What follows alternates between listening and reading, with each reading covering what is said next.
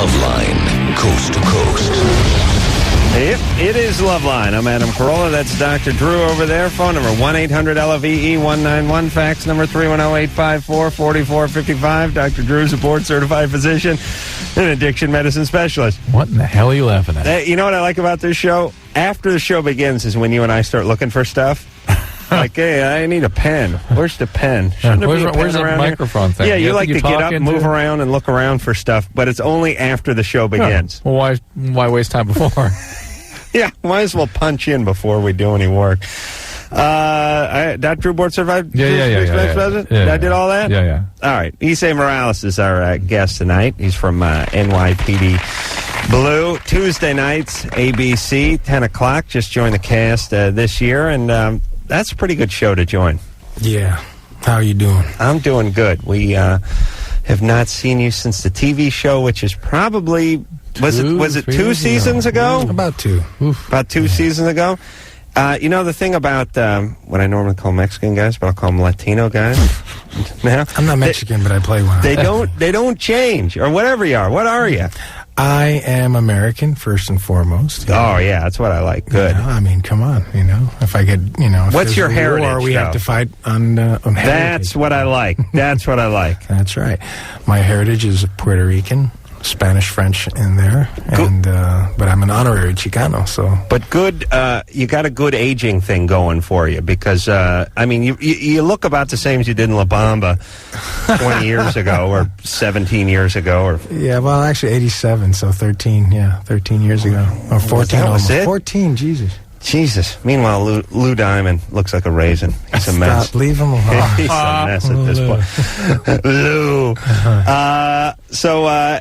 NYPD Blue, Tuesday nights. I got all that stuff. Tomorrow night's my first real episode. I mean, I was introduced last week. They kept me till the end. Now tomorrow night, I really run things. So. And how does that work? Do they contact you? Do you go in and audition just like anybody? Audition like anybody else. And people need to audition. They need to audition. Big stars audition. But are you auditioning against other guys who you recognize? I mean, you're not just in with a bunch of actors. I mean, it's not. Oh, God forbid! No, actors. No. I walked in there and I saw people who I could name who have names, but I don't want to name them because then it's like then you beat them out. Yeah, but they're very good actors. And, but what I mean is a lot of Italian guys, a lot of Chicano guys. I don't know enough to even know how this works, but it seems to me like there's 2 kinds of auditions. There's open call auditions, and then there's... Which I don't remember. Right, good. And then the audition, like you have to read for a role, but it's between you and a few other guys we've heard of. Right. And somehow they got hold of you.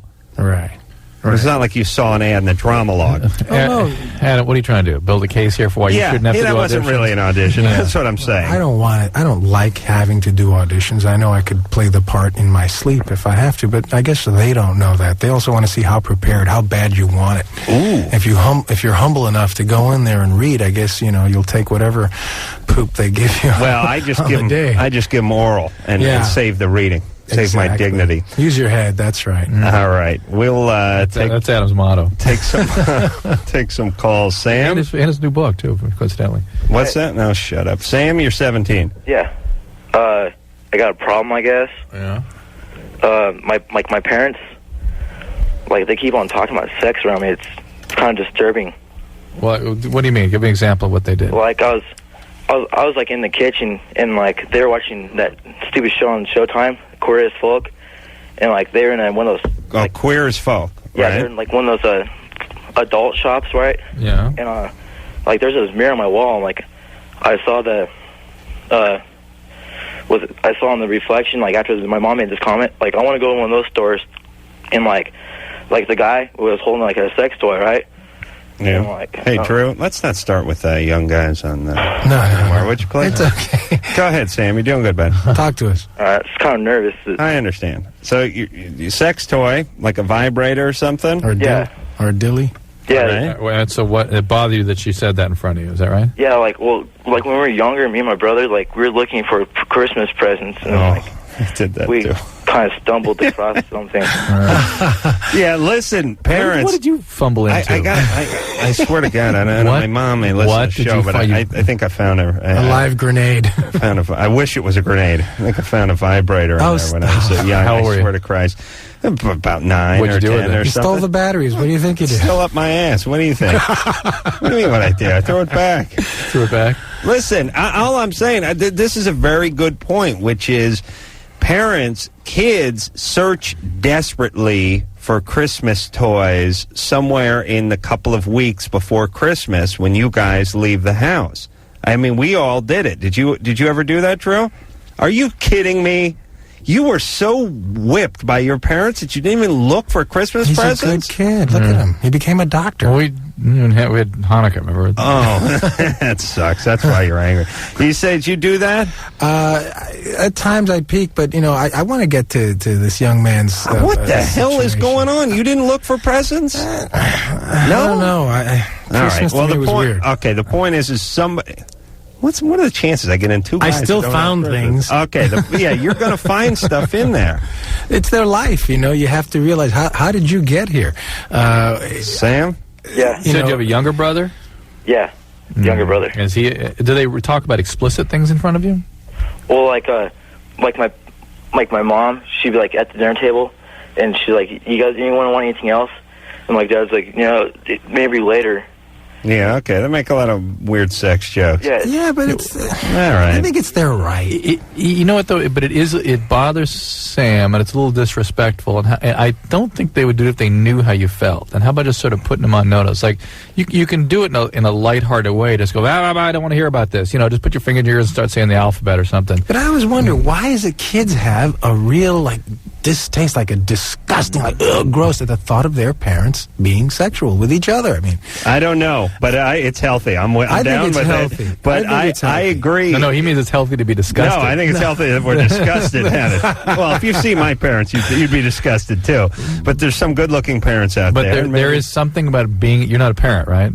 No, but I've thought about parenting since I was 13 years old. There's something about being a parent that makes you not want your kids to have sex, and there's something about being a kid that makes you not want your parents to have sex. Yeah, but I think it's a mutual hypocrisy. I think it's our society's hang-up on sex. No. But maybe... In South America, there are cultures where they all have one hut, and everybody does everything in the hut, and kids don't look at sex the same way. But let me ask you this. Lurid. Maybe it's in place, and I agree. Maybe maybe it's in place so we stay away from sexuality with our kids, so there's no molestation or anything like that.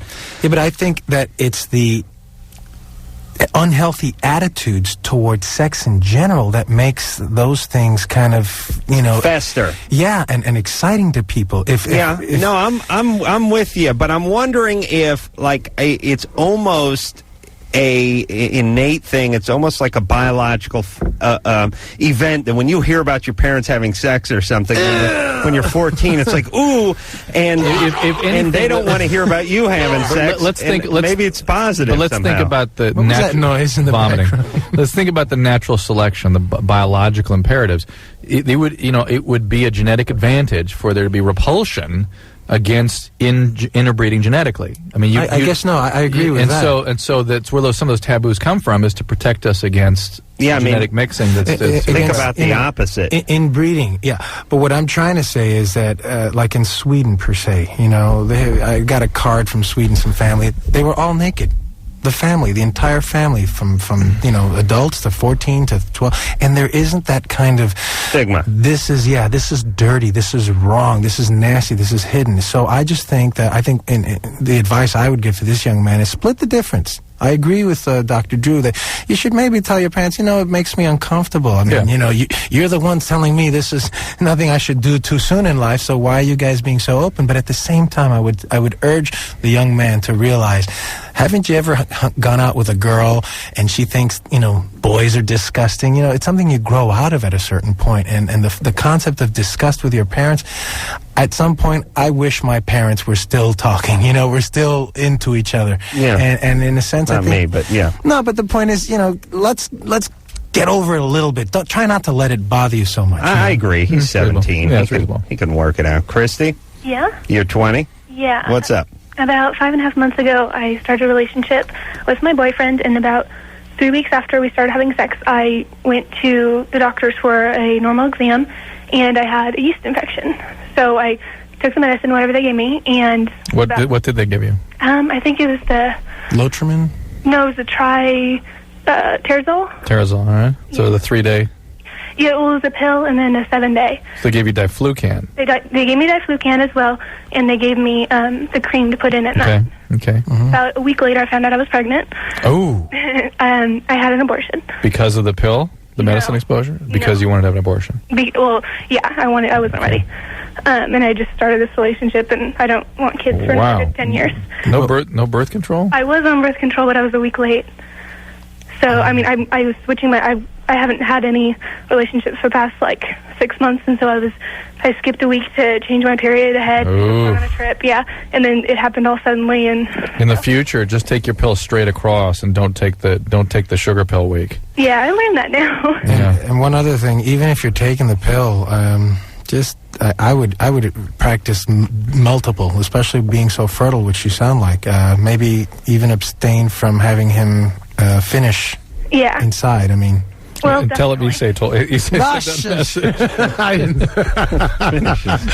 pull out, partner. Well, plus, if you're filming, it's as an actor, it's a much better crescendo. Okay. Otherwise, we got to kind of take the guy's word for it, Yeah, I mean, there's lots of creative ways to make him feel fulfilled without exposing yourself too much to that.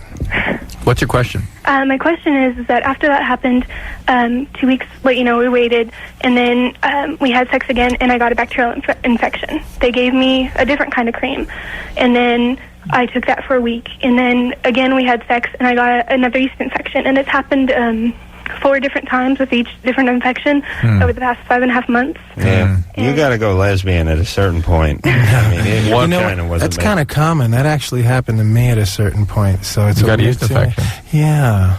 I was really itching, and his vagina burning. was My vagina was. I'm a hermaphrodite. Are you kidding? I'm a hermaphrodite. I think I got some yeasty on the peckaroo, as I've said on this show before, right? Yeah, you did. It can happen. It can happen. Yeah, but a little yeasty on the peckaroo. That's actually really unusual.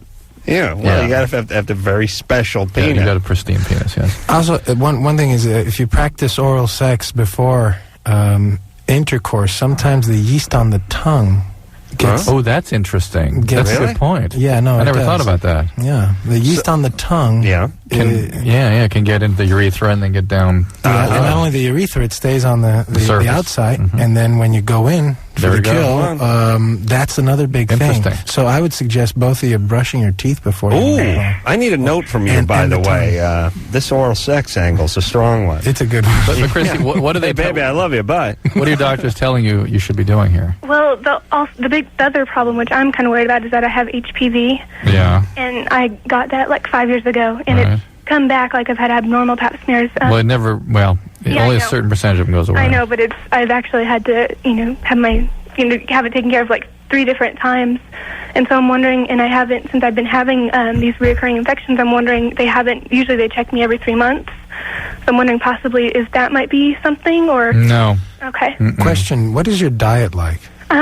I'm actually really good diet. I've been exercising regularly. Do you eat a lot of starches or sugars? No, not really. Wow. But you're not... Yeast isn't the problem here. You're getting bacterial infections in the vagina. I'm getting them back and forth. And what's weird was about a couple weeks ago, I had a bacterial infection. He gave my boyfriend some pills to take, and I took the medicine, the cream, morning and night. Well, let me ask you this. Is he documenting this? Are they seeing the culture of these bacteria, or is he just surmising that's what's going on based on your symptoms? Well, I keep asking him, which I'm going to a different doctor in 2 weeks. You keep asking him what? Well, I keep asking, did you see bacteria? Did you see yeast? What kind? He said, no, I didn't see any. Is it a gynecologist? Yes. And what is your complaint? Well, I wanted to have a normal sex life with my boyfriend. Yeah, but what is it you're experiencing that leads them even to look for infection? All right. I'm getting... Yeah, what are the symptoms? I mean, she's nuts?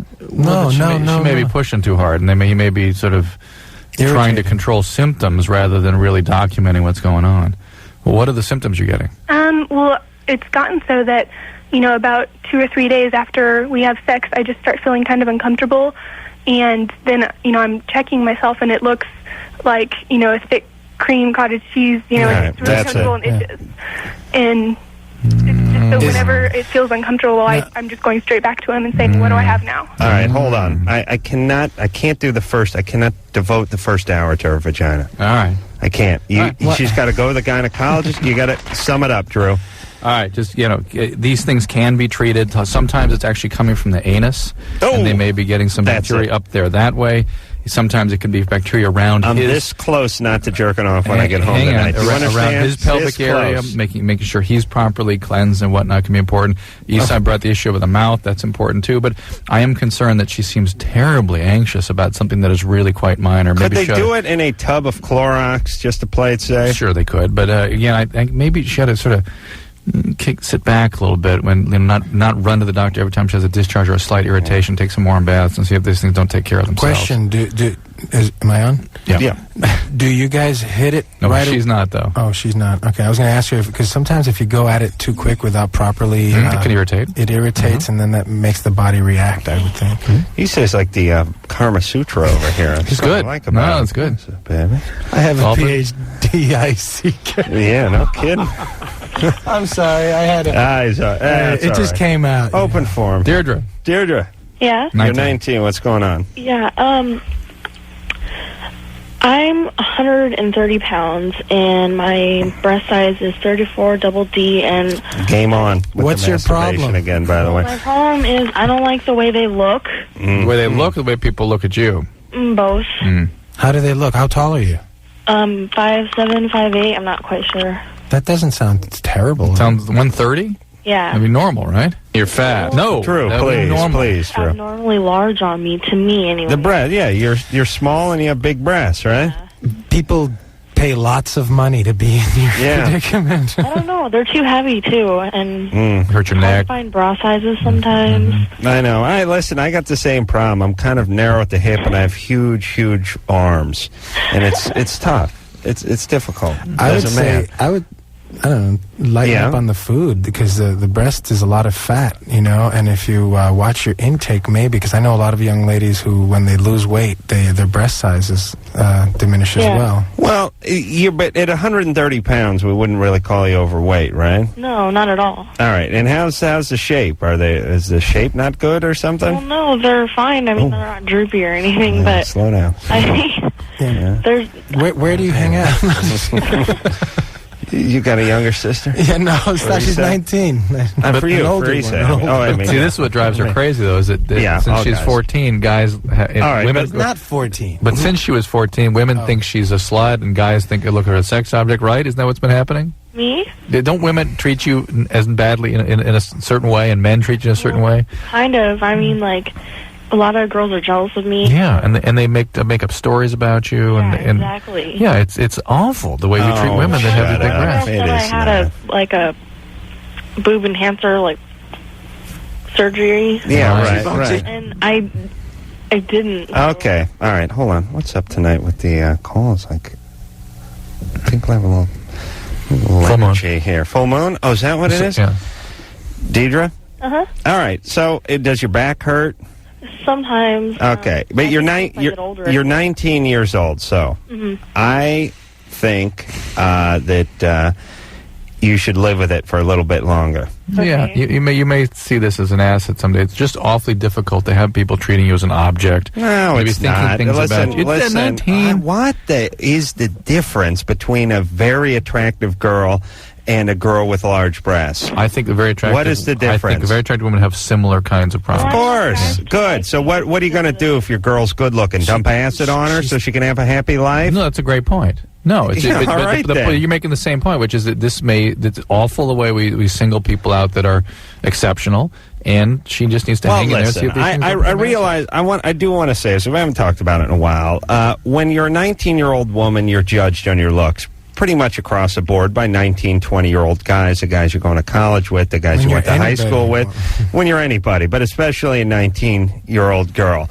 Now, there's women who are tall and lean and blonde and beautiful, and they get put up on a pedestal, and no one makes a big deal about it. And then, but they get a ton of attention from men, and they're never sure who their friends are because every guy's trying to get in their pants, and doors are opening for them.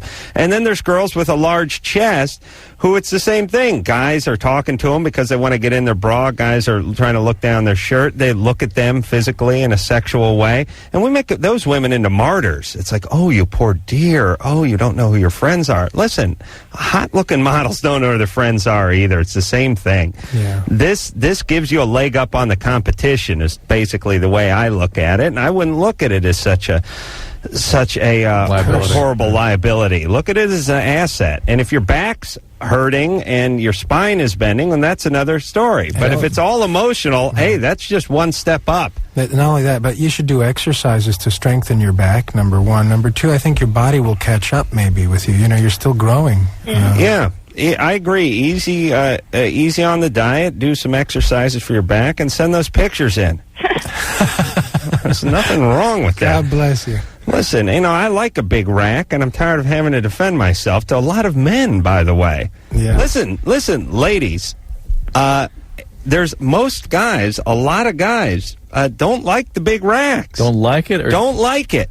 They look at it, they talk about it, but when push comes to shove, they'd rather have something a little more moderate. More than a mouthful is too much. Right, sometimes. most guys. I work at the Man Show. Every one of those pussies in that office likes a moderate rack. But is that just so they can give you grief? I mean, they partially they mind it, or they just prefer? If you showed a woman who was what you would call busty, they would rather have a woman who was what you call more in proportion and more moderate. I think most men would go for symmetry and sort of proportionality over just about everything else. Yeah, but there are some guys, I mean, the advent of false boobs out there, the huge ones, I mean, they belie a market out there. That's right, brother. There are some guys that are boob men, and they just want big uns. You know? Yeah. Wait a minute, that'd be a good magazine name. Yeah. Biggins. Yeah, you know what I mean? And to me, that makes me more man. Not less man, more. Because you know the difference between a teenage boy and a flat-chested woman? Not a whole lot. Not a lot. But the boobs, there's a difference. All right? So who's more man? She's blessed, and I think she should learn little by little to be comfortable with herself. If other people lose their dignity, it should make her a stronger person. That's right. All right. We will take ourselves a little break. Esai Morales is our guest. Esai. What did I say? Esai? Esai. No, Esai. I'm sorry. Morales is... more or less. I've always called you Esai. Hey. All right. Esai Morales is here from NYPD Blue, 10 o'clock, 9:17. We'll take ourselves a little break, and when we come back, we'll get with Natalie. Natalie's 17 experiences pleasure when she urinates after this. Who did? Hello? Who's this? This is Loveline. 1-800-LOVE-191. Loveline will be right back. Hey, Loveline. I'm Adam Carolla. It's Dr. Drew over there. Phone number 1-800-LOVE-191. Esai Morales is our guest tonight. NYPD Blue. Tomorrow night, everybody. 10 o'clock, ABC. There you go. Hey. And Adam, I like the way you hold your mic. I'm doing it too. It's a very kind of butch, you know, way you're doing it to use my... It sort of implies... It's called lazy. That's what we do. We'll lean back, and you'll enjoy it. Also, it sort of implies someone may take it away from me. As if I'm in prison with my kind of like the microphone or homeboys, how they grab their... You know? Right. Ooh, watch the S word. Ship? Ship, yes. I don't know. I heard you say jerk off, so I'm assuming anything goes on this station. It seems like it, but there's still a few. The ones George Carlin mentioned, actually. Oh, the 7... That's right. Dirty words. Natalie? Yeah? You're 17? Yep. What's up? Well, when I pee, it sort of feels tingly when I first start, and then when I finish, it's kind of overwhelming, and I feel a lot of pleasure. Really? Yeah. Have you recently been sexually active, or have you been... No, I've been having sex for a good 2 years with my boyfriend when we lost our virginity together. So there are two ways this can happen. One is you can get infection, and some women get this way when they have a urine infection. Mm-hmm. And other way is if you've sort of been overly active and sort of irritated that part of your pelvis. Yeah, I've been sort of overly active. Yeah. For last week, There you go. Are you guys spent the considered whole water week at his sports? house. Do you have Yeah, and- is it an orgasm that you have, or it just feels good? It just feels, I don't know, it's really kind of overwhelming because I've never had an orgasm, and I'm not quite sure, but it's really overwhelming, and We got to talk to your guy. and I've been drinking a lot of water. Having sex for 2 years, never had an orgasm, huh? No, They're both young. They're both 17. Does he do any oral sex? Believe me, he on has you? one. I used to not really feel any comfortable, but I've kind of been letting him do it a little bit. All right. Not really. I think there's the angle to work on as far as the orgasm goes. I get more pleasure out of him fingering me, so. I see. He Pointing does you out? something. Good to know. I'll put that down in the book. All right. Well, you guys work it out. But you might. If You using protection? Yeah. She carries Yeah, a 22. What are you using? Sort of. Well, he pulls out. That is not Natalie. Please. sorry. Who are you kidding?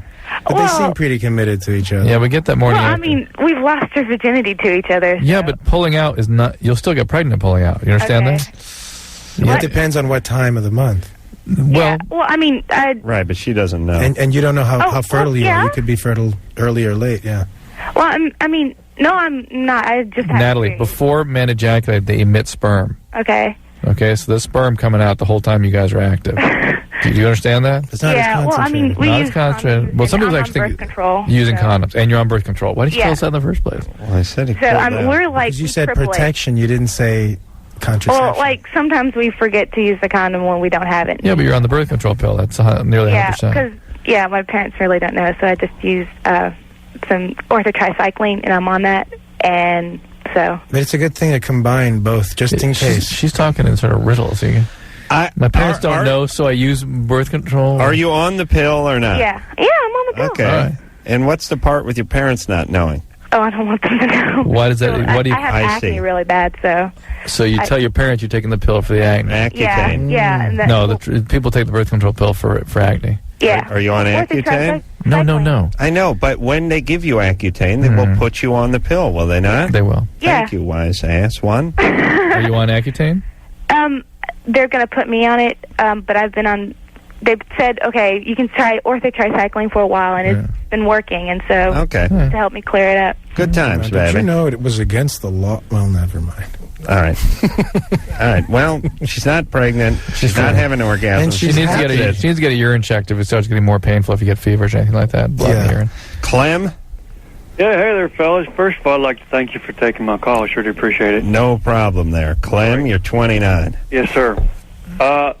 Look, I've been taking what's called Remeron for about 5 weeks now, and for depression. And I've been having these. I don't even know how to describe it. It's like kind of like, it makes you real sleepy, and so I take a lot of naps. And so, like yesterday afternoon, for example, I was taking a nap, and I sort of half woke up, but I couldn't move at all. Yeah. Like I was like trying real hard to move my head or my mouth or something, or my arms. I just couldn't do it, and it took me like 3 or 4 times before I could actually get up and Okay, well that could be a side effect of the Remeron. You should tell whoever's prescribing that for you. You should talk to them about that. Yeah, so that's one of the things I was wondering about, because I know that there's what are those other? Oh crap, like Prozac and all that. I know that those work. I tried those before, but my doctor said he wanted to try me on this. Well, talk to him about this side effect. This may not be something you want to go through. Well, and should we see if it happens again? I'm sorry, what's It that? may happen again. It happens to a certain amount of people who nap. Oh, yeah. In general. Oh, yeah. Well, that's true, but it has never happened to me before. Yeah, it's got to be a little freaky. Yeah, yeah, that's the truth. Tell you what now. But it's got to feel, who doggy? Tell you what now. Yeah, who's this, the Colonel? Cut that out now. Did you manage Elvis for a while? How big's that belt buckle of yours? Now, but in a way, didn't it feel kind of neat? Like I'm so far out of it, I can't move? No, Or it was that's kind of freaky? your wacky psychedelic. I like stuff. that. This way. Thank you. Let Yes. me put it this way, It's a Adam. terror. No. Yeah, No. it's a terror. It's terrorizing. It's a night terror of sort. Yeah, it was pretty bad. Yeah. But now thinking back on it, do you think you woke up, or do you think you dreamt you woke up and tried to move? 'Cause Well, that's yeah, happened to actually- me before. No, that's a good point. Actually, I remembered hearing the radio, And It's a state of sleep, but it's also you're awake, but there's a disconnect there. But what is awake? You know what I mean? I mean, how do you define awake? Is like eyes being open awake? It's like B, or I've had that, and I've never taken Remeron. Yeah, some people get it normally. Yeah, I've had it, and I don't know how, but it's terrifying because you feel like aliens have landed and they've zapped Taken you, over. and they can do anything they want You're to you, helpless. but you can't do. And you try to scream, What? you reach out, and nothing. Sometimes I haven't a had aliens good or a anything good like fart will get you kick-started. That's why I always keep one in the chamber when I nap. In case there's trouble. It's a close relative of being like in a dream where you're trying to scream for help and no one can hear you kind of thing. It's a very Dr. similar. Drew, I had one other question about this. I would like to, switch my meds, but I know that there's a discontinuation effect with this Remeron, because I missed it for like a couple days way back, and boy, I tell you what, it was horrible. I just Personally, I don't prescribe Remeron because it's hard to use for the very reasons that you're describing here. Hold on, Clint. And it's hard to dose. Did you just say boy howdy? Yeah. no, Really? Yeah. no. Boy and how. Oh, boy and how. Okay. Where is he? What do you do for a living, Clem? Never mind. Yeah, because Tell us. I see you sort of a McLeod type, like over there in Well, Maryland. okay, actually, I'm gonna burst your image of me. I happen to be a graduate student in English. There you go. Really? Yeah. Interesting. But you do Western carvings now for a living, or what? No, he lives in Maryland. What kind of English? What's your area of specialization? Well, comparative literature. And comparing what and what? I'm sorry? What comparing what and what? What kind of Dem to dis? Yeah. That's real Them and good. those. No, actually, I study Russian and Soviet literature. Вы говорите по-русски? Да, я говорю по-русски. Хорошо, я говорю немножко. Очень хорошо. What the hell is Спасибо going on? большое. Да. He We speaks got Russian. a Puerto He does. Rican guy and a guy from the swamp, and they're talking in Russian. That's bizarre. We are spies. Only in America. All right, Good Clem. boss, Adam. All right, Good good times over there. До свидания. До свидания. Yes, I'm gonna read some Пока. Chekhov Здоровья. when I get На home. здоровье. I'll read all about that sequel. Hey, you're from Maryland. That's the first place I ever had a job, in Pikesville. And I remember the guys say, yeah, Merlin. It's like Merlin the magician. That's how you say it. That's right, Maryland, yeah. And you wash your face in the zinc. Yeah, sometimes I say that. Yeah. I'm actually from Virginia, but Okay. I'm up here in Maryland.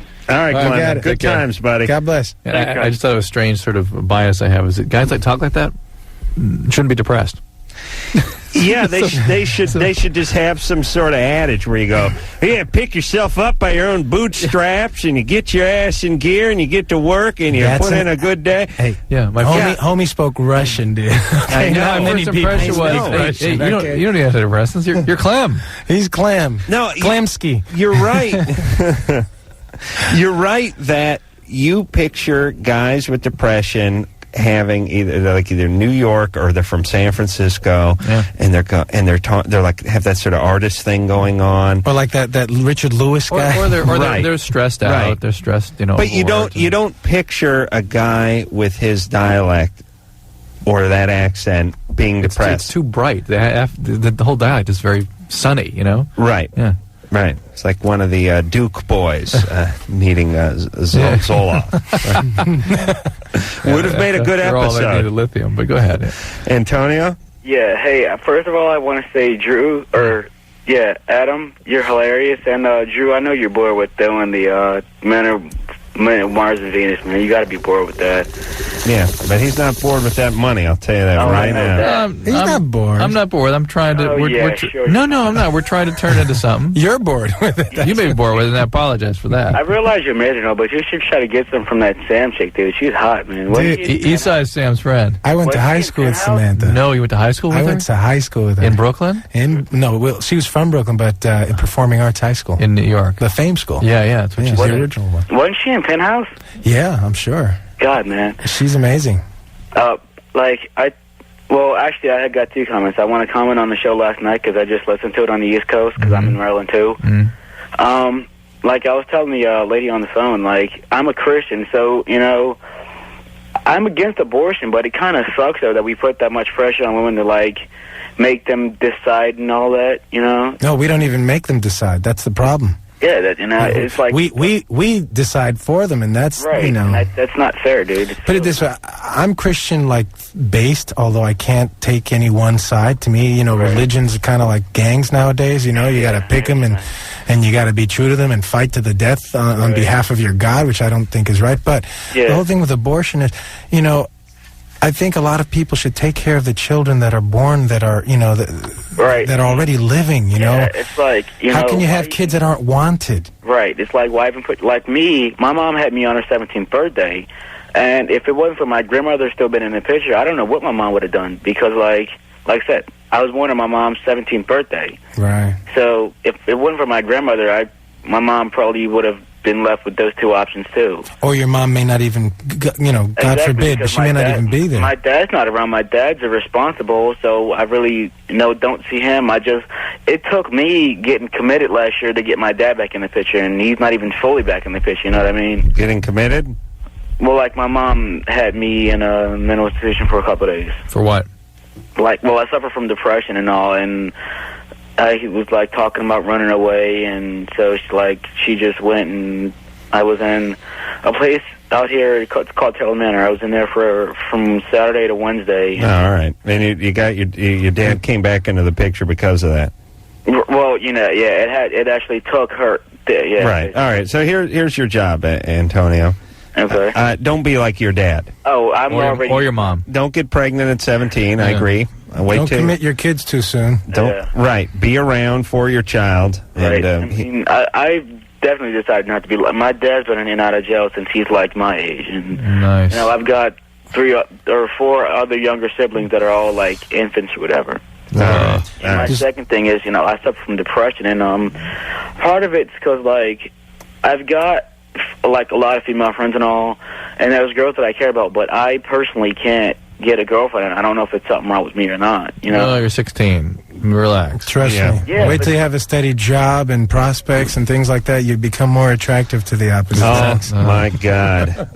Oh my God. That is one of the cruel aspects of the female mystique. Yeah, well, they got a clock, they say, and so they have an agenda, and that agenda is to find the best mate they can, and you got to, have something to offer. Rarely does their agenda jive with yours at 16. No. I mean, if apart. at 16 you could date 11-year-olds, maybe you'd have something there. But, other 16-year-olds, that's rough at 16. Yeah. Another thing is I didn't have a girlfriend until I was 19. Yeah, it happens to the best and worst of us. So, I mean, look at it this way. Think about the guys you knew at 16 who were getting a lot of chicks. They were the upper whatever % of the 16-year-olds. Only the cream of the 16-year-old male crop had chicks. When you get 25... everybody gets somebody. It's not just the top 3%. And that top 3% usually is kind of played out by, Trust by 25, Your best years are yet to come. Be comfortable with yourself, and women will be comfortable with you. All right. We will take ourselves a little break. Esai Morales is here from NYPD Blue, and we'll be back. Hey, this is Tyra Banks, and you're listening to Loveline with Adam Carolla and Dr. Drew.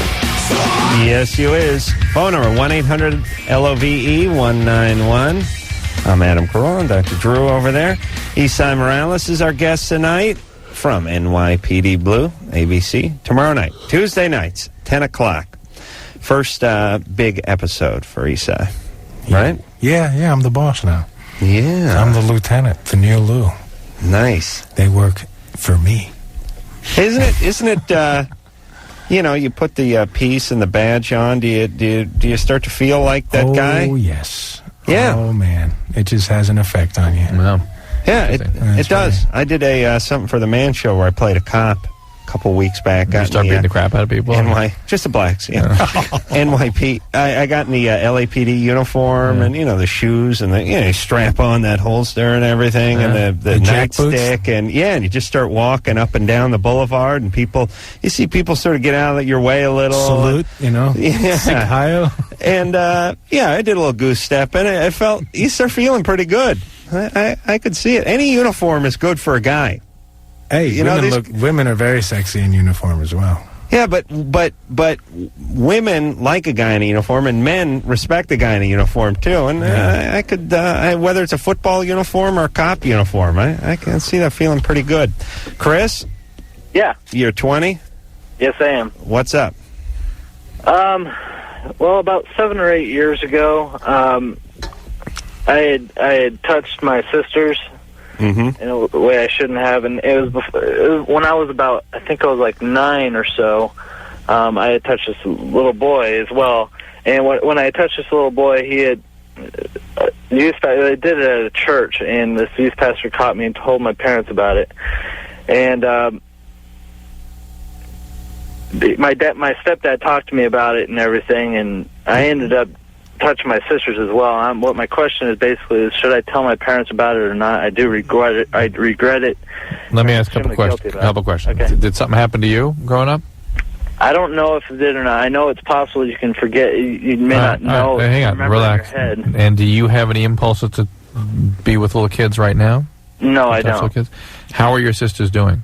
Are they able to have relationships? Are they developing normally? How old are they? Well, one of them is 10 right now. The other one is 8. How old? And so you did it when they were infants? When I did it when one was 2 and the other one.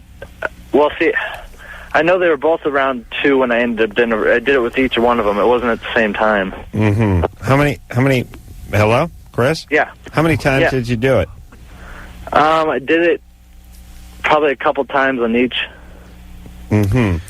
And I guess it's an interesting question in the sense that obviously they probably don't have any memory of it, at least none that's on this sort of that they could summon up. But does it affect them in some internal way? Or does it affect? What's your relationship like with them now? Because maybe do they act different with you? I mean, the urge I feel of saying is not your parents as much as them. If they have any recollection, you have to confront them and say that, you did something wrong that you regret and that you misplaced affection. I don't know what to call it, but that's not a bad way of putting it. But but on the other hand, you think, geez, if they're 10 and they don't remember anything and they're getting along fine, why freak them out? Are they getting along okay? Yeah. Oh boy. Hello. Hello. Well, I was going to say I think you ought to talk to some professional because it's serious enough material that he ought to be sorted through very carefully. Hold on, Chris, you there? Yeah. Yeah, what happened? Don't know? I don't know. You leaned up against the phone. Okay. How are you doing in your life?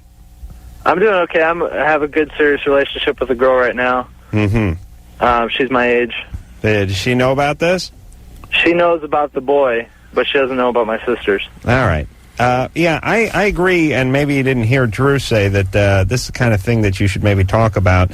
It's not the kind of thing you should stumble into or rush into. Nor is it something you should listen. You should determine after talking to somebody for 2 minutes on the radio. You should sit down with a professional and talk about your feelings about this and make a plan as what needs to be done. And make sure you're not withholding or suppressing any feelings that might rear again later. Maybe. But on the other hand, some legal issues as much as we try to get at the truth and talk about all the issues here, we're not necessarily for him telling them per se. I mean, do you know what I mean?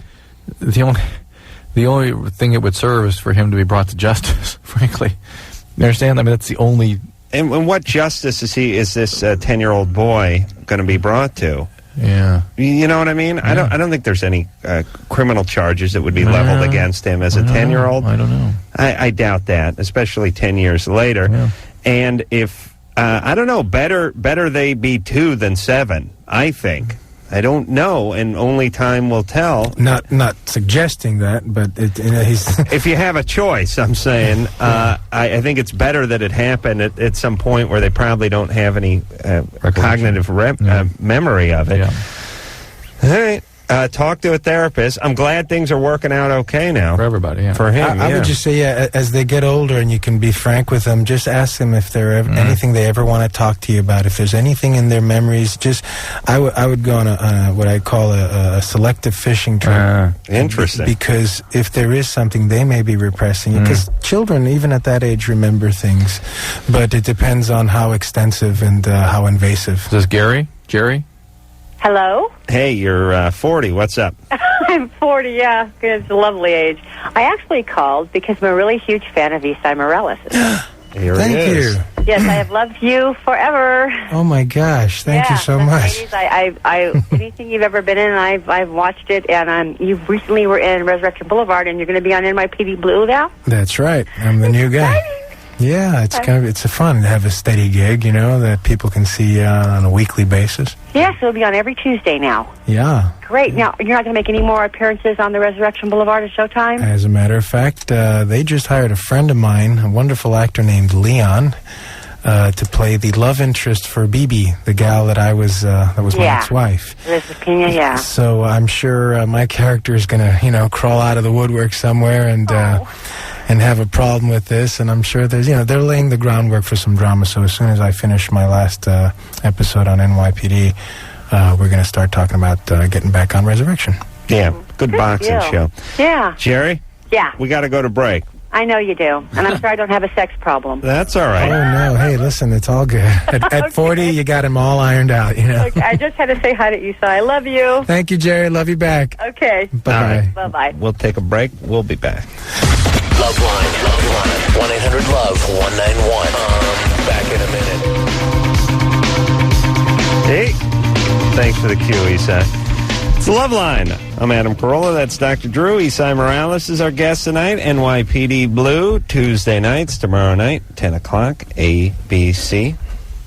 And let's hop back to the phones. Let's speak to Jessica, who's 19. Jessica? Hello? What's up? Hey, I was just wondering, I'm 2.5 months pregnant. Mm-hmm. I have a 3-year-old little girl. And I was just wondering, I can't tell if I'm, going through depression or if I'm just, all moody because I'm pregnant. What happened with your first pregnancy? What do you mean? Did you get depressed after that or during that?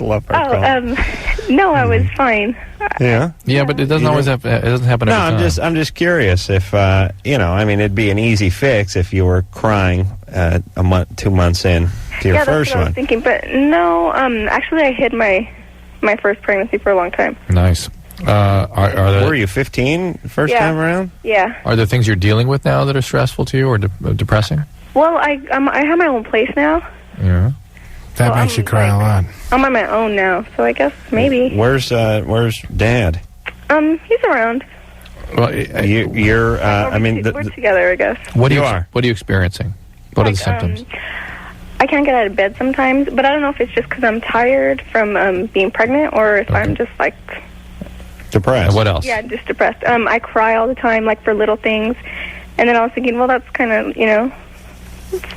what they say about being pregnant, you're always crying. Sure. And I get, real stressed with my daughter. Irritable. Yeah. Mm-hmm. Anything else?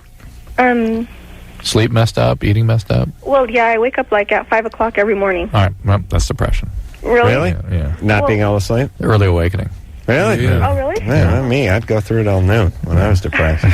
That's another kind of depression. But early awakening is a classic depression. Oh, really? Irritability. I'm old school, though. Irritability, early awakening, and easy tears, lack of meaning, lack of enjoyment, things. So it couldn't be just because I'm pregnant. It is. Well, you're certainly in a profoundly biologically altered state, and that might be changing your brain chemistry to the point that you develop a depression. But you're depressed, and somebody ought to be sort of whoever's taking care of your pregnancy. Do you have an obstetrician? Yeah, I do. All right, to be discussing it with him or her, and let them sort of help you through this. Is this guy the dad of both, or just the second one? It's the same dad. Yeah. Yeah. Wow. Good times. Another little silly question. And your diet, has it changed since the first thing? Because diet does have an effect on your moods. Oh, for my first pregnancy or before I got pregnant? Both. Before I got pregnant, I wasn't eating really because I had my tongue pierced. So now I don't eat as much. Yeah. Good plan, Mama. That's a weight loss program. Yeah. No, I just there you go. did it on a spur of the moment. So yeah, but you need extra calories when you're pregnant, right? Oh yeah, no. Before I got pregnant. I see. So you're eating better now. You're eating better now. Yeah, now I'm eating better. All right. But what's better, lots of fat or just sugars and stuff? Because my blood sugar goes way up, and then when it goes down, forget it. I get pass out or I get moody, and it's actually I need a lot of sugar. I crave a lot of sugar. Yeah. The craving of sugar is I think a mineral deficiency. I'm not sure. Well, she's in a chronically deficient state because she's trying to build another body. I mean, they get incredibly depleted during pregnancy. But maybe it is a reasonable idea to meet with a nutritionist and make sure your diet is adequate. Are you taking proper iron supplements? No, I'm not taking iron supplements. There's a ton of stuff. My prenatal pills are low iron. So. Yeah. Did they ask you to take iron or? No, I'm not anemic, so I guess they didn't. All right. All right, but just make sure that you're getting adequate nutrients. Yeah, you're getting the full spectrum, because a lot of people, especially at your age, they have no clue about, the variety of things you should be eating, like, live foods, fresh foods, and from all colors, like the oranges, your greens, get your, yellows and reds, get your beets in there, but just try to eat as varied a diet as possible. I like the white foods myself. The Wonder Breads, the rices. They told me not to eat white bread. Yeah. Oh, Thank you. I like a bread you can make into a nice dough ball in your hand and then shape it in the shape of a fist and then just ram that up your ass. That's chia loaf. That's the way I eat. Hey, Jessica. Hey, no more kids, huh, sister? Oh, yeah, no more. I'm going to college, so. All right, baby. And take care of 2 kids? Wow. That's good. Hey, listen, God bless you, and, keep your wits about you. All righty, thanks. All right. Remember your mama. No. Easy with them tongue piercings. Yeah. Got nipples pierced, too? Just think of your kid asking you to do it at about 8 or 9. Oh, yeah, she wants tattoos already because she sees mine. So she's like, can I have a tattoo? She's and I say 3? no. Well, listen, don't let her get any tats until she's 6, right? Oh, yeah. Oh, my God. All right. Okay. Thanks. All right. Easy on the ink. Oh. Yep. All right, Mama. It's weird. It's so weird when you get older and you look back at people who are old to their kids, but we look at them as effed up teenagers, essentially. Right. I'm sure that's been going on throughout history. We just have a little different perspective doing this show and being the age we are. But, oh, man. Yeah, it's going to be hard to tell your kids, by the way, not to get the tats, not to get the piercings when mom and dad are sporting them. Right. And I want to know when teen pregnancy was not an issue. I don't think keep talking about it. We want to eradicate teen pregnancy. Well, when people died at 30, it wasn't an issue. Yeah. As soon as everyone started making it till 75 or 80, I guess it became an issue. Jen? Yeah. You're 21? Hi. What's up? I was just wondering what the long-term effects of drinking alcohol with painkillers is. Which painkiller? Vicodin, Valium, Percocet. How much is Valium considered a painkiller? No, it's not. How much Vicodin and Percocet are you taking? Maybe like 1 with every 4 drinks. How much Vicodin and Percocet are you taking per day? I'll take it like maybe once or twice a week. The Vicodin and the Percocet? Yeah. So primarily it's alcohol you're using? Yeah. And the Valium, how much Valium are you using? Not that much. How much Valium? I don't really use it anymore, but I was using it a couple months ago. How much? Like and you 1 or 2 with every 5 milligrams, 10 milligrams. A what? 1 or 2 or what? Little blue ones. How often? I had a spurt with those for about. All right. Hang on a second, Jen. You're not answering the questions. How many per day of those pills were you taking? About 1. 1 a day. Okay. So alcohol is the primary drug, and really this is more about alcoholism than anything else. At the level of Percocet and Vicodin you're taking, there's a fair amount of Tylenol in those, and if you really have significant alcoholic liver disease, you can actually precipitate liver failure. But at your age, at the level you're drinking, for the duration you've been drinking, it'd be very, very unlikely you've had that degree of liver damage. Jen, you're calling in about essentially being hooked on painkillers, yet you're taking a couple a week? I mean, a lot of people take 40, 50 Vicodin a day. Yeah. Okay, I was just wondering, because when I do take them, I drink with them. Yeah, what she's read is that people that are alcoholics can die of liver failure from 3 Tylenol.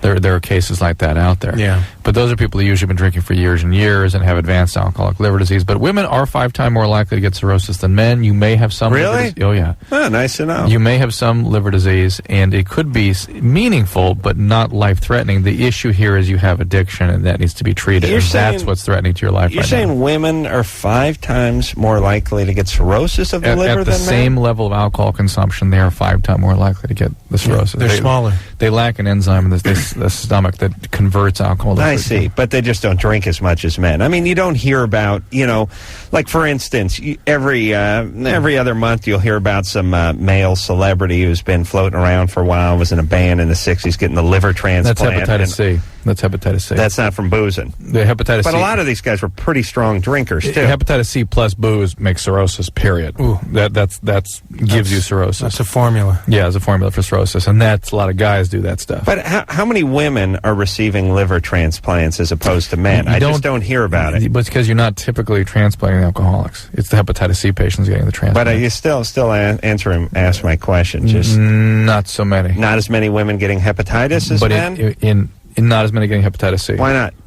That's historically, I don't know if I can answer that accurately, but that's a heroin disease. I mean, it's IV drug using disease. Which one? Hepatitis C. And I will tell you, in my world, predominantly liver disease, women. When I treat, the population I treat. Oh, really? Oh, yeah. But you just don't hear about the transplant as much. Because they aren't transplanting the alcoholics. Can you do a man liver to a woman? Probably. Yeah? I don't Man know. liver No, bigger? I don't know. No, I'm more thinking in terms of the genetic markers. I don't know. Yeah, let's check into that. Would you, Drew? Sure. All right. I'll get right on it. I'll get to the answer. By the way, did Jen call you? Oh, Jen last night? Yeah. Who was going to give me some data on women who are on the birth control pill being much more likely candidates to get HIV.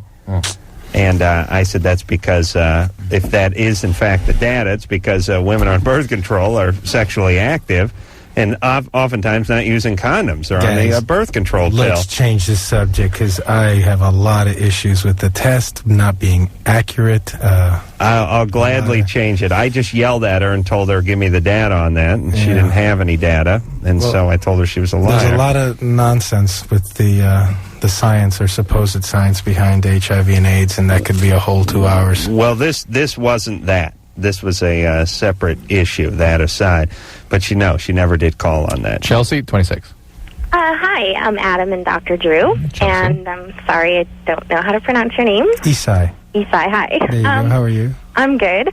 First of all, I want to tell Adam that I know people say this to you all the time, but you are literally the funniest guy. Yes, literally. No, I'm serious. Like, Really? whatever. It says funniest guy in his hat. That's so funny you should say that. Yeah. He's real.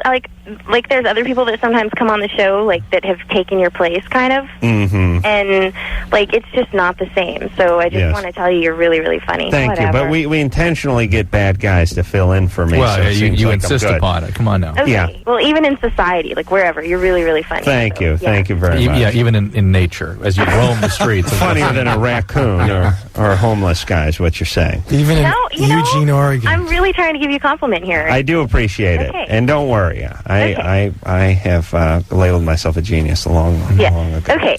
Well, actually what I called for is because I hear a lot of people calling in, like just 2 times in the last couple nights and previously, people talking about the sleep paralysis. Mm-hmm.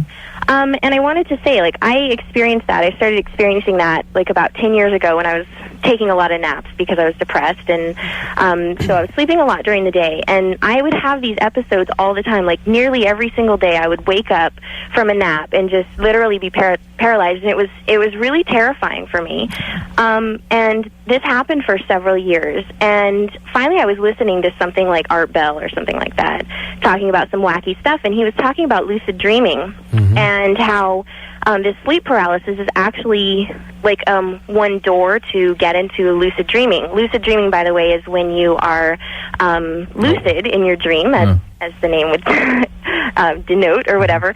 So I instead of being like really scared when this happened to me, I would just like lay there and like kind of accept it, and it was really, really cool because instead of being terrified, it's like I went into a dream right then, and I could totally like control my dream. And so now when I'm in that state, instead of being frightened, it's actually like liberating. Yeah, it's really wonderful, and you can do anything. Like they talk about flying in your dreams and stuff, and that's like the first thing. But you can control them. I mean, except for the problem is, I've tried this before. You're controlling it, and that screws it up sometimes too. Like the time I tried to rape Adrienne Barbeau in my dream when I was in high school. Well, I mean, I swear to Christ, I did. What? It takes a little practice. There's this really great book called Exploring the World of Lucid Dreaming by a man named Stephen LaBerge.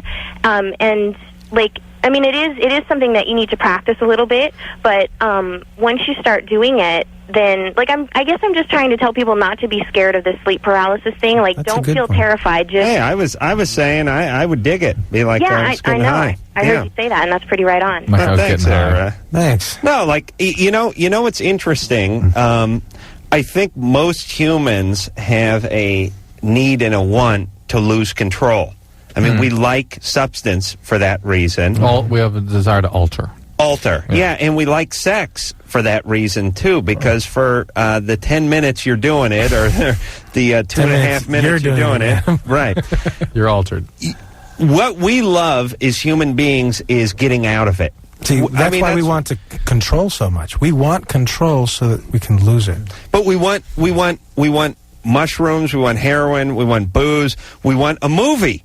People love to sit for 2 hours in a place and be somewhere else, and sleep is great that way, and sex is great that way, and if you can kind of control it, if you can do it on your own terms, it can be a very provocative experience. When I was in high school, as you know, Drew, I did some experimenting with this. I said, I'm going to control my dreams. I'm going to get that. I wanted to grab Adrienne Barbeau's boobs. So I said, I will work her into a dream, and I will know I'm in a dream. Instead of acting like I would act in normal society, I'll act like I would in a dream, and I'll get my kicks. So it was. I was at a mall. I was at the Fashion Square Mall in Studio City, Sherman Oaks area, and here came Adrienne Barbeau, and I knew I was in a dream. And I said, you had a dry dream. I'm going to grab some of them boobs, and I went over there and grabbed her sweater, and she started screaming so loud. I can't even figure my own goddamn dreams out. She started like flailing and screaming, and I was thinking to myself, "Listen, quiet down now. It's my dream." And I know what I'm doing, and she made such a ruckus that She's I went away. still scared of you, Adam. She's she knows frightened. She knows what's good for her, she is. Yeah, so I screwed that one up pretty good. But the problem is when you know you're in a dream, then you're not really in a dream. Rebecca? Hi. You're 19? Yes, I'm 19. What's up? Hi, I had a separate kind of problem. So how are you guys tonight? Good. Do you really care? What's your problem? Okay, first of all, me and my boyfriend have been together for about 3 years now, and we were each other's first, right? Like, we started, like, in high school and everything. Now we're out of high school, and he lives with me, and we probably have sex probably about 3 times a week. I just had a problem because, like, okay, we use condoms. We use condoms, and he pulls out. We're really, really, really cautious. What's the question? Okay, the question is sometimes, like, when I'm reaching my peak, I don't know, it's kind of embarrassing, but I guess when I reach my peak, sometimes I'll pee on him, and it's very embarrassing. You sure it's urine? Is it maybe a female ejaculation? No, I'm not sure. Yeah, it's probably. But I'm pretty sure it's urine. That happened to me once. Well, there's two things. It's actually very common. Let's smack that dude right in the face. One is, I said, dude. One is female orgasmic incontinence, where you do pee, and the other is where you actually have an ejaculation, and both produce a tremendous amount of fluid. It's hard to tell the difference. Does it squirt out or does it dribble out? Well, like it happened about 4 times, and the first time it'll just like kind of just a little bit dribble out, but the last time it kind of came out a lot, and I had to like jump off of him and run to the restroom. And finish urinating. Oh, okay. Did you finish urinating after you? Yeah, I did. All right, you might want to check to see if you have a urine infection. That's one of the things that can trigger it like this. I was thinking maybe it was probably the condoms I was using. No.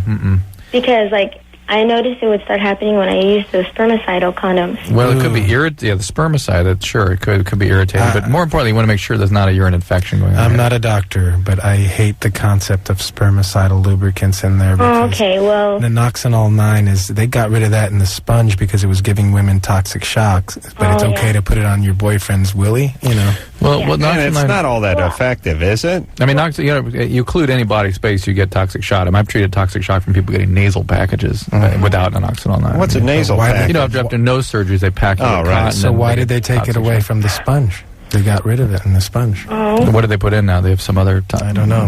I just...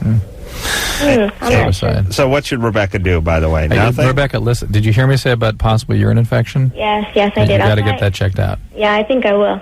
Okay. Thank you very much. All right. Otherwise, hats off to your boyfriend. Okay. Yeah, That's right. he's working. He's getting something out of you. Thanks. Yeah, I had a discussion with a couple of my buddies about something coming out of women last weekend, and it's basically the consensus that we've talked about on the show, which is wine. It's a great novelty. It's something. Hey, if it was wine, if it was like a soda fountain, it'd be great. You say you tire of it. You get this. Yeah. I think where most guys stand on that is it'd be cool at the beginning because they're actually eliciting a physical response. Yeah, which is like kind of cool. A loss of control. Yeah, they ain't faking it. But by year number 3, the novelty is worn off. Well, that depends. Yeah, if you're a very passionate man. Depends the diaper. If you're a super passionate man like Drew, you can never get enough female ejaculate. No, never. Drew wishes he could ring vaginas and make himself a big cold pitcher of that stuff he could down every morning before he left the house. But if you're a simple man like myself who's confused about his sexuality, the first few times would probably be enough. I'd be over it after that. After like year number 3, I'd be like, honey, I get it. You're having an orgasm. I would think that after a few months that you'd have sort of a system worked out where you'd just be... You got the hell out of Dodge? You'd have a system. You'd have gutters or whatever the hell you do. You'd have it figured out. And so you wouldn't be so troubling. Something I haven't talked about in a while, and I still think it would work, is the mattress hole, the orifice in the mattress. I think mattresses, whatever. I think mattresses should come with a nice padded hole in them, not too big, just about the size of a coffee can around, that you could sleep with your erection in. If you a mayonnaise jar, maybe? I was thinking of more of a gutter system that just fed to the outside of the house. Someone got sick and needed to heave, they go in there. If you had to urinate, like, let's suppose you're really loaded and you fell asleep on your belly, you just relieve yourself right in it. Just drop it in the hole. If you get an erection, it doesn't flip you over. Yeah. Something. Okay. I could have used one hundreds of times in my day. Make a diagram. We'll work on this, and we'll call it. Remember where you heard it first. That's all I'm one saying. Quick thing about the female thing. It depends sometimes if the urine, if it is urine, if it's stronger. There was a time where I didn't know what it was, and it didn't smell like urine. Well, sometimes it isn't. Sometimes it's female. Who's doing that? Sorry, I'm a little incontinent. But it's just, you don't know if someone's gushing. Oh, it could just be gushing. It can be female ejaculate. Wow. Yeah, I mean, some women produce that in the glands. He's impressed with himself. No, whoa, I did that? Wow. No, it's the ultimate compliment, I think. without them even peeing. Right. Wow. All right. Yeah. That transsexual was the best he's had. All right. Let's take ourselves a break. When we come back, we'll speak to Heather. Breast size is 38 triple E. Triple E. Bouncy. Wants to know about that after this. Hi, I'm Jerry Springer, and you're listening to Loveline with Adam Carolla and Dr. Drew. Jared Pavlovian. Hey, it's Loveline. There you go. Drew talking. Yeah, that's why he said how we know to put our headphones on. How do we know that? Oh, I don't know. That's just Pavlovian. We just... It's like Gleeking, Figure it's been about 4 minutes. Esai Morales is our guest tonight. He is from NYPD Blue, Tuesday nights, ABC, 10 o'clock. And we were... having an interesting discussion, at least interesting to us, off the air, about the phenomenon known as Gleeking. The ancient phenomenon. Yes, and this is something, and Anderson just called it Gleeking. We called it Gleeking. It's always funny when people get freaked out about, they get in big arguments over nonsense. But we called it Gleeking, and that's when a guy raises his tongue up and squirts something out of the glands and beneath the tongue. And it's a clear saliva-type substance that used to hit me in the back of the neck when I was sitting in class. And it's something I didn't experience in high school, but I experienced it in junior high. It's a junior high phenomenon. Esai did that, and so did Drew, and apparently Engineer Anderson was hip to that. It's more of a dude thing. I don't think chicks do it. But the question is are they still doing it? Does anyone listening to this show experience this Gleeking or Gleeking phenomenon? Or was that just a brief twist of history? Did you have it in junior high? We're all talking about junior high here, not high school. Even if people are 60 or 70 years old, we'd like to know if it was around in the good old days. Yeah, we're trying to figure out if it feels like something that just happened to us in the years that we went to junior high, but did it happen to kids today or people before us? Yeah. If you got a thought on that, call us up. Heather? Yes. 22. Yes. 38 Triple E? Certainly. Good times. Triple E. And Did we decide there was... What's the problem? Well, I was just, I'm having a lot of back problems here lately, and I was just wondering, is there any risk involved in a breast reduction? Well, of course, it's a surgery, so there's risk of anesthesia, risk of bleeding, risk of infection. It's not risk-free, risk of scarring. How big's the rest of you? I'm kind of average. I'm not big. I'm 140 pounds. Mm-hmm. I'm not really not evenly distributed with these big boobs. Mm-hmm. Do you know Clem, who called from Maryland earlier? No. I see. No, I missed it. Okay. Yeah, so you're now Triple E, really? Yeah. Didn't we go through a whole procedure trying to figure out the different sizes? Yeah. And the tripling up ended after D, didn't? I don't totally recall it. Does your bra really say Triple E on it? Or maybe it was made... That's a shoe size. Maybe it was made in Tripoli, which is in North Africa. You have to get it made. What's the size? I'll order them. What's the size in general? I just know it's Triple E. That's what they... Yeah, but I see. It's what Triple E again? I forgot the number. 38. 38. And you get them, you send away for them? Yeah. I see.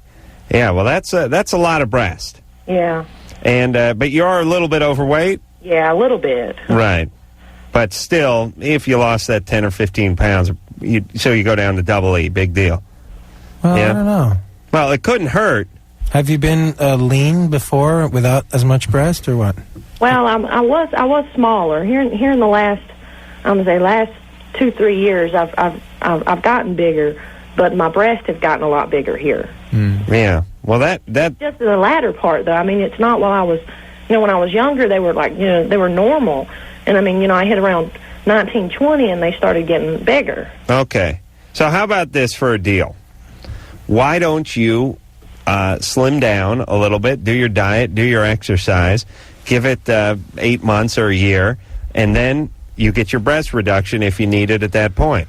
So lose some weight and see what... Yeah, I mean, it couldn't hurt either way, if right? you know that you were smaller at a lower weight, it might be an easier way to manage that. Well, and less risky. Also, who would want to get a breast reduction? I mean, I know this happens a lot, and I know they do it a lot.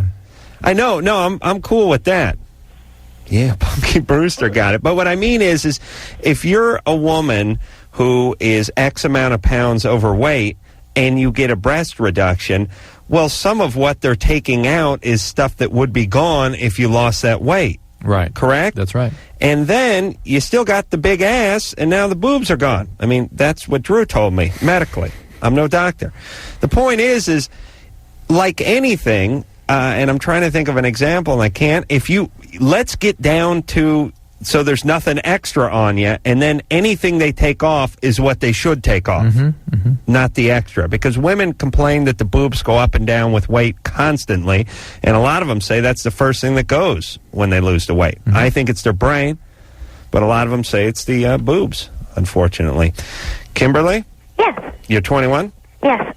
Long-time listener, second-time caller. Great. And I like you a lot, even though last time I called you said you didn't like me. Whatever. I was probably just being serious. Yeah, probably being serious. Yeah. Okay, I'd like to make a point that when you argue abortion, when somebody says it's ethically, morally wrong, actually, there are schools of philosophical thought that nothing actually is morally or ethically wrong. It's only intrinsically. It's only what we say it is. Well, but that's moral relativism, where right and wrong doesn't exist. That it's all utilitarian principles.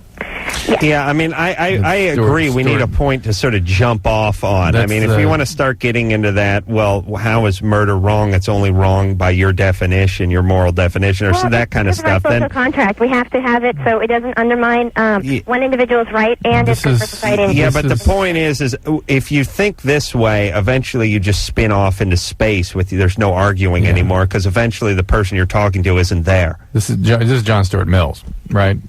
That's what you're talking about? Pardon? John Stuart Mills, the primary philosopher that espoused this. Okay. And this is It's the way some people believe, but I think most people believe that there are such things as right and wrong, and that with carefully applied thought, we can have access to those things. And But I didn't think there was any. I was taking an ethics class. I actually just started it, and I actually didn't think there was a good response to Plato in the Republic saying, "Why should we lead a just life?" Well. Okay, well, the reason you should lead a just life, and I don't want to spin too far off into this either, is that wasn't my main point. You don't want anyone to kill you. Yeah. And you want those same rules to apply to society. Well, as they do to you. There's another guy named Lawrence Kohlberg that talks about moral development in the human being. He studied it as an abstract developmental process that goes along with cognitive and emotional development. And then most people stop right at the level that Adam's talking about, which is basically a golden. Hang on. Okay. Which is basically the golden rule, which is do unto others. But there are documentations of people who have access to higher moral principles, something they're called apodictic truths that must be so and cannot be otherwise, and then live their lives by those truths regardless of the circumstances of the society in which they live. And theoretically, that's a higher ethical, moral ground to aspire to. So I think most of us would say that there is some principled life that we could all try to aspire to that's above and beyond the social contract and the golden rule. The world is your oyster. Because that's all the world is. I know I was drunk when I said that. What's up? I also wanted to say that when somebody is religious and they argue against abortion, well, you should say, well, okay, it is a sin, but the other sins, they aren't illegal, like, coveting thy neighbor's stuff and cheating on your wife. They aren't illegal. Oh, they put the stuff in the Bible? Yeah, like that. Right. They aren't illegal. And the neighbor's ass, I believe is how it's put. They aren't illegal, yeah. Coveting the neighbor's ass. That doesn't undermine our social contract. You have to prove it undermines our social contract to say that it should be illegal. She's manic. Yeah, Kimberly, where are you coming down on this side? You want the kids to be vacuumed out or not? Well, actually, no. I want them to argue it in a... Well, actually, I personally don't care. Okay. All right, there Thank we you. go. Thank you. Thanks for calling. Have another B-load and watch some Ally McBeal and just call it a life, would you? No. I'd say there's nothing worse than a person with their first philosophy class or ethics class. I had a friend, Carl, who went to... He went to CSUN over here in Northridge. And this guy was a great guy, and he was a regular guy, and everything was fine, just sort of North Hollywood guy. Used to love to hang out with him. And then he took his first philosophy class. And it was like an ethics class. Right. He would start arguing stuff with me. And I'd say, and I'd start arguing back, and then he would eventually come around and take my point, and then I would start arguing his point, and at a certain point, I'd go, what the hell are we doing? And he would just keep going in circles and circles and circles. As a circle jerk. Right, and eventually I'd just go nuts on him and go, look, let's get some beer, let's go to the park. Let's get in the boxing ring. Let's relax. Let's do a real circle jerk. Yeah, it's very, little knowledge is a dangerous thing. Max? But at least he tried. Yeah. First of all, I just want to say, Adam, you kick ass. Yeah, thank you. And you're very funny. I watch the Land Show every week because it's fun. I listen to you guys' Loveline every night. Thank you. Okay, I'm 14. I'm a freshman in high school right now. Mm-hmm. I was junior high last year. Gleeking happens every day. Oh, really? All day long. Just as popular as it was back when, huh? Mm-hmm. What do you think the societal origins of Gleeking is? Thank you. That was a good answer. Wait a minute, Max, were you being gleeked upon? Yes. I cannot figure out how to do it myself. I couldn't do it either. Only the a-holes could figure out how to do that, and they would do it on the back of my neck when they sat behind me in class. I do it on my face, too. Oh. Yeah, it's not a great thing. Again, people understand this is squirting saliva out of the gland under your tongue. Right. Into the air and onto your opponent. And it's a fine mist that you can't often feel for a while if it's going on your jacket or on your hair until it kind of gets through to you. It's a little bit of the squirt gun effect. Well, no, like because it's a mister. Stream, yeah. It has a mist effect. Yeah. But the thing about it is, you'll know it when you see the guy's jaw moving in a weird way and his mouth open as if he's yawning and his tongue rolled up. All right, Max. I'm so getting excited, it's guys. still going on, right? Thanks, Max. Thanks. Bye. All right. I'm glad it's still around. David? Yeah.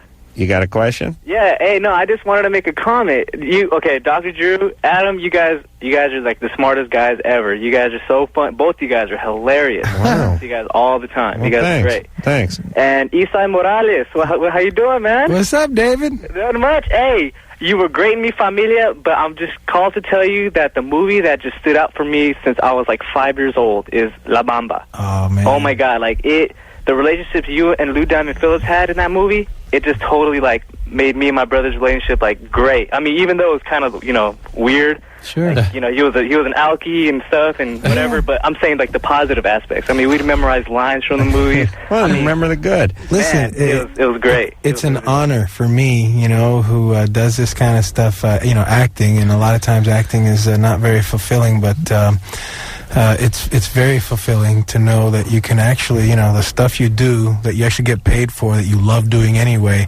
has a positive impact on people. Oh, it did. I saw the older Richie Valens' brother accepting Mario when he was being inducted into the Hall of Fame just recently. I mean, Richie Valens was. A couple of things. First off, Mario's a serious biker dude. Oh, yeah. Still in his 50s. Yeah. Oh, yeah. And Richie Valens, you see, you hear his records, you see the pictures of him and stuff. The guy was 16. Oh, wow. 16 and 17 when he died, yeah. You know what I mean? I mean, you think about Richie Valens, the guy looked like he was 28. Yeah, right? he looked like a man. 30, He looked like a man, and you'd just assume, the guy had some hits, seemed like he'd been around a little while. I don't know, what was he, 24, 25? The dude was 17 when he died. I mean, just because of that age gap, because me and my brother are 7 years apart, and you know how you just beat up on the little brother type relationship? It's like I was Richie, and my brother was Bob. Right. It was so great. You're Richie without the talent. Well, yeah, of course. Oh, you're so mad. So can't compare to Richie Valens now. Nah, listen, man, it's a great thing that you guys were able to grow, closer and respect for, our suffering in the movie, turned into your, benefit. Yeah, all good. No, nothing bad or nothing. Hey, man, good looking out in the Bay Area, huh? Hey, what's up? You're from the Bay Area? Yeah, I'm from San Francisco, California, man. Yeah. Alrighty, man. I got a lot of friends up there. Want to shout out to you. Just wanted to say, I just wanted to call and tell you that, man. You're the greatest, man. Hey, right back at you. Thank you, David. Take care, David. Thanks for the call. Take care. All right, see ya. Alrighty. Yeah, that man. I just think when La Bamba came out, and let's see, what am I thinking of? Donna and all. He was 16 when that stuff came out, right? Yeah. He was 16 when he wrote it. Jesus, you ever see pictures of him? 30. Hey, easily. He looked like a little bull, Yeah. He's like a buff guy. All right, we will take ourselves a little break. We'll be back with more questions after this. Loveline will be right back. Hey, yeah, it's my new riff. Yeah. Drew, onto the air drums, if you please. Esai Morales is our guest tonight. Yo! NYPD Blue, Tuesday nights, 10 o'clock. Tomorrow ABC, big night tomorrow night. Take a peek. If you like it, let me know. I think they have. If you don't, or they will. Aaron? Yeah. You're 34. What's up? My girlfriend's going to have her uterus removed because of fibroids, and I don't know what fibroids are and what affect. Fibroids are just muscular growths, or abnormal growth of the muscle inside the wall of the uterus. Yeah, because he had one rupture last year. No, she probably. Well, you can sort of bleed into them and things. But you sure she didn't have an ovarian cyst rupture last year? Well, that's what they said it was, and then now they said her uterus was the size of a melon. Has she had a bunch of kids?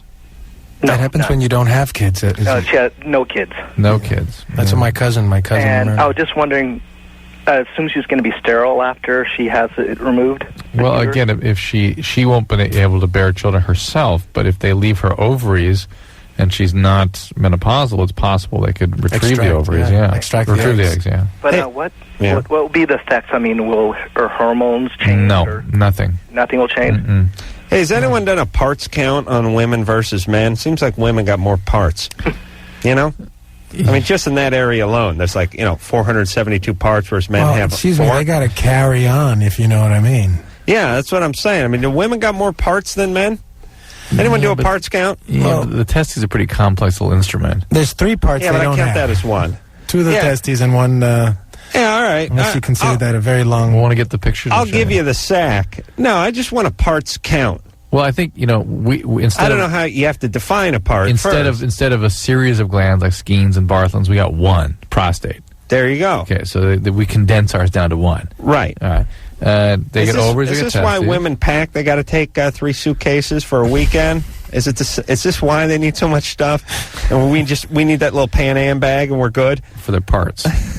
I just mean is maybe they have a sort of parts and servicing. predisposition for I think parts. parts and servicing. Yeah. They're very toys complicated. I've said it. Women are they're really like a Steinway piano, and we're just like a kettle drum. We were kind of talking about this at the beginning of the show about the difference between men and women and how men are sort of in awe of women because of mom and because of them not being women.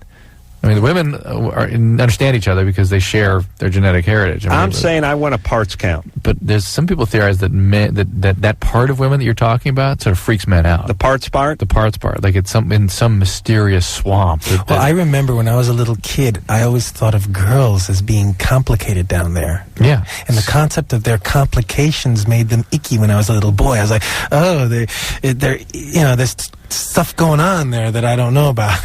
And people theorize that it's sort of it's nature and it's mysterious and it's sort of swamp-like and it's going to swallow us up. Well, it is true. You remember you talk to now you're so freaked out about that stuff as a guy.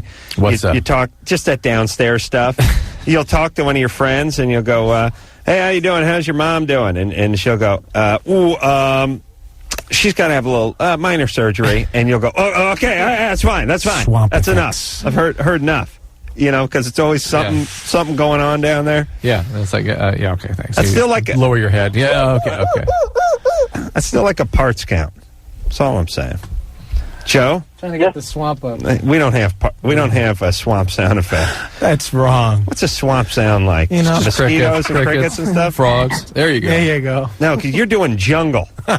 Joe? Yeah. You're 18. Yeah. I'm calling recently, the past 8 months, I've been trying to, I can't concentrate anymore. I'll be talking to someone, I'll be reading, and I'll be thinking about something else, and it frustrates me so much, and I'll just get so angry at myself, and I'll just start hitting myself, and I'll do things that I don't know that I do, and my friends will be like, well, you did this yesterday, and you did that. And Like what? I told this girl goodbye one time, but I thought I said goodbye. Someone told me that I was telling her I loved her, and I was like, I didn't tell her I love her, and then it's really hard to explain. I don't really know how to explain it, but I can't concentrate when I read a book. I'll be thinking about something else. I'll read it about 20 times, and then I'll finally understand it. Are you doing drugs and alcohol? Yeah. What drugs are you doing? Bong hits, it sounds like. Yeah. Well, I'm thinking speed. What drugs? Speed? Yeah. Yeah. This is what speed does to you. It makes it so you can't concentrate. Pretty soon you're going to start getting paranoid. And I do get paranoid a lot. Yeah, you're going to believe people close to you, friends, family, people at school are thinking about you, talking about you, passing notes about you, and pretty soon you're going to think they're starting to want to hurt you. This phone call is tapped. No. And this is the biological effect of speed. Strangely, cocaine, when people get paranoid from cocaine, it's much more intense, and it's always a preoccupation about uniformed officers. Yeah, the past 8 months I did cocaine heavily. Well, there you go. So this is all drug, and what my speed addict patients talk about when they're using the speed, it's like going through life with a strobe light going on and off, and so you sort of have blank out, and these things that you do are very common when you're on speed. All right, so Joe, how about you stop doing the speed? How about you get treated for it, because you ain't going to stop. Where would I go to? I would call. You have a doctor? No. Are there any local hospitals? Yeah. La Puente. Call Las Encinas. 626-356-2671. How's he going to write that down with the strobe going on? Las Encinas. 356. Let me get a pen. 356? 2671. 2671. All right? All right, thanks, man. All right, call him, would you? Yeah, I will. And listen, everybody with the speed, you don't hear me preach too much about the booze or the weed or the coke or the pills. You don't like the speed. You're biased. I don't Adam, preach you're too much. prejudiced. Listen, You're I know speed ruins you. You just can't do it. You just can't do it. You can't do it recreationally. You can't just have a little fun on a weekend with it. You can't just do a little Tootski when you come home or whatever. You just can't. Hey, if some guy tells me he wants to have some red wine or some weed when he comes home from work to unwind, that's fine. Speed, you get violent, you get strung out, and the world starts coming unraveled. You end up on cops, basically. You do. right. Yes. You're in your underpants, you're being tackled on your lawn. That's what happens. You end up getting tackled by guys in uniforms who have to wrestle you down. High-speed chases. Right. Sarah? Yes. You're 23. What's up? Hi. I have to tell Esai that he is such a gorgeous man. Oh, my God. Adam was just saying that to him during the break. Off the air. Yeah. Off the air. He's so beautiful, and I've never watched NYPD Blue, but I'm going to have to start watching it now. Tomorrow night. And I have a question, Dr. Drew. Yeah. A lot of my friends tell me that when I have gas, I don't let it out if I'm around people. That's 'cause kind. I can't bear it. That's good. But we can't either. I've heard that it can mess up your colon How? by holding it in. How? What does it do? Pressure. I don't know. People have just told me that, and I wanted to know if there was any truth to that at all. True, but what about the sort of universal truth of holding back or holding in anything that your body wants to push out? But be it a splinter, gas, or a sneeze. Anytime you get an urge to poo, you just let it out? Absolutely. No matter where you are, what you're doing? Only, same deal. Only He's from talking driving. a lot of poo now. That's true. All right, touche. That's a good point. It will come out in its own time. It will come out larger next time. Well, let me ask you, because this is a fear of mine, that if I don't go into the writer's office over at the Man Show and blast one on those guys, that it'll go away and I'll never see it again. And each one of my farts, as a child, to me, that's my children. I know you're birthing. I don't have children myself, but these are my babies. And I don't want any of them to get away. Okay. They're all important to me. Yeah. So, Drew, will it dissipate? Will I absorb it? Or will the next one be bigger? It could, but generally the next one will be bigger. Good. Yes, that's Okay. You ever get, Sarah, sometimes what happens is you hold on. You ever get cramps in your stomach? Oh, yeah. No, I've never gotten cramps, but I've always been able to hold it in pretty good. But I'm worried that because as I get older, you'll be fine. As you get older, you won't be able to hold it in. Right. Much older. Just, you won't know what care. it is? You got to get out of the car and check that flat tire every once in a while, That's right. You go, man, I put some in the trunk. Good time. And, when you save them up for a long time, I guess the ones you do take twice as long. But what about when people start having anal sex? Isn't it harder to hold it in then? We would imagine so. Yeah, it sounds a little tough. Yeah, when some guy's basically using your ass as a butter churn, stuff's going to come out. Take a Quaalude. All right, we'll take a break. All right, well, there you go. Esai Morales, everyone. Thanks for a good night, Esai. Thank you, guys. And thanks for giving such great advice, plugging our show, and being such a funny dude. NYPD Blue, everybody. Tuesday nights, tomorrow night. 10 o'clock, ABC. Come back anytime. Big shout out to Jonas. We do appreciate you coming in. So until next time, it's Adam Carolla for Dr. Drew saying mahalo. The world is your oyster. I mean, because that's all the world is. This has been Loveline. The opinions expressed on this show are not necessarily those of the staff, management, sponsors, or this station.